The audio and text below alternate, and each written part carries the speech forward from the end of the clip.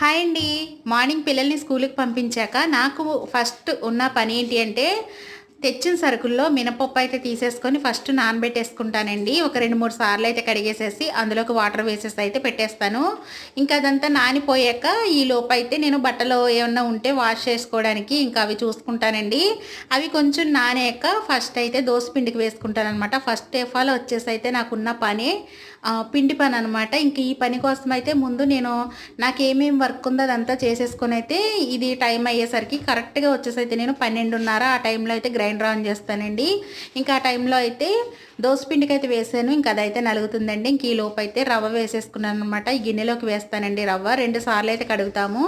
ఈ గిన్నెలో వచ్చేసి ఫస్ట్ సారి అయితే వేసేసాను కదండి. ఇంకా అది కడిగేసి క్లాత్ కట్టేసేసి పక్కన వాడేస్తానండి. ఇంకా రవ్వ అంతా కూడా వేరే దాంట్లో తీసుకొని మళ్ళీ తర్వాత ఉన్న రవ్వ అయితే మళ్ళీ కడుగుతానమాట. ఇంకా దోసపిండి ఫస్ట్ ఆఫ్ ఆల్ వచ్చేసి అయితే ఫస్ట్ వాయి అయిపోయిందండి. దోశ చూసారా పిండి ఎంత మృదువుగా ఉందో, దోశ కూడా చాలా బాగా వస్తుంది. ఇంక ఈలోపు నేను అక్కడ పిండి పని చూసుకుంటుంటే మా బన్నీగాడైతే మంచం ఎక్కేసి వాడు ఇష్టం వచ్చినట్టు ఆటలాడుకుంటున్నాడండి. వాడినైతే 2 కేకలు వేసేసి అయితే నేను వచ్చేసి మళ్ళీ గ్రైండర్ అయితే చూసుకుంటున్నాను. ఇంకా దోసపిండి అయితే కొంచెం నలగాలన్నమాట. ఇంకా ఇది నలుగుతూ ఉంటుంది కదండి. ఈ లోపు అయితే నేను వంట కూడా చేసేసాను.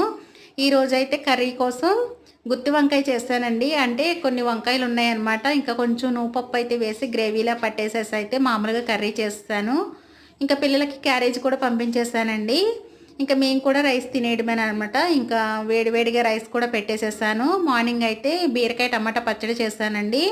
ఇంకా అదే దోశల్లోకి వేసుకున్నాం. కొంచెం అయితే ఉండింది. నా వీడియో మీకు ఎలా అనిపించిందో ఒక లైక్ చేసి సబ్స్క్రైబ్ చేయండి, కామెంట్ చేయండి. బాయ్ అండి.